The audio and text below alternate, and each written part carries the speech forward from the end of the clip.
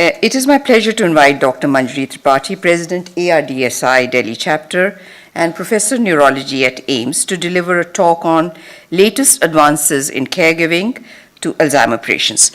The major change which has happened is that for some reasons the term dementia has been discarded. So that's the first change. And probably one of the reasons was that the term dementia itself sounds very demeaning. It used to hold a kind of stigma to it. So, if you want to give somebody a gali, you'll say, are you demented? So it's not that a dementia patient is, probably it was carrying that stigma, and so the group of doctors all over the world decided to change it to cognitive disorders. So they don't call it dementia anymore. The greatest advances now we know it is cognitive disorders, and they can be major or minor. So they can be major, which impact your life and your activities of daily living, needing you to be looked after by a caregiver, or they can be minor, in which you can go about forgetting things, but you are totally able to look after yourself and not dependent on another. So that has been the first breakthrough.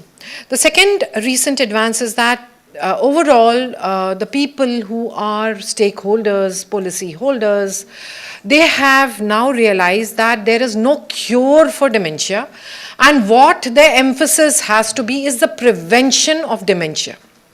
So the emphasis has shifted. There has been a paradigm shift from cure to prevention, and that prevention they have listed out a number of strategies, some of which are listed in the newsletter. So if you have the newsletter, I have stated the strategies which have been brought out by the world body of Alzheimer's Disease Society, as well as the different nations in tackling dementia. And the way we can prevent dementia is probably starting out when we are young, when we are 30, 35, 40, 45, 50. So there are these certain things which we need to be aware of, which really we have no control over, nor the person who has dementia has any control over. That is the fact that we age. I am going to tell you that despite their extreme usefulness, how detrimental they can be to our health and functioning of our mind. You all know that young people today, right from the school days, they are all the time hooked on to such devices, all the time. And what happens to them? As far as we, the senior citizens, are concerned, when I think about 20 years back, there was no computer for us. We were never trained in computer. When I was retiring, I was given the gift of a desktop computer. That is the gift I got at the time of retirement, meaning thereby that it was something, a unique object for us. And that desktop I utilized to the maximum, and I learnt it.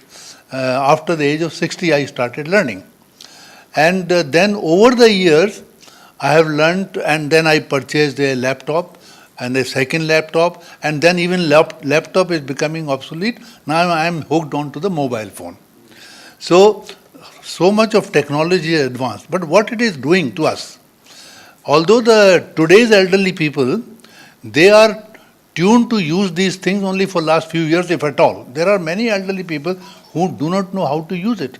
There are many elderly, one of my colleagues who retired as a dean of a hospital, he's a neurosurgeon, he doesn't know how to use the internet, even today. He is 75. So there are many elderly people who are still avoiding these gadgets. But there are many who have learned. I am one of those who have practiced it because of my profession. But I make sure that I do not get hooked to it. Now, you would all agree with us that one of the greatest gifts that God has given to mankind is our mind. It is our mind which tells us how to focus on an object or on a matter, how to understand anything, how to reason out anything, and how to take a correct decision according to your judgment, and how to be attentive. If there is something that you have to attend to it. If you do not attend to it with full attention, you are likely to miss it out. So all these are the functions of our brain.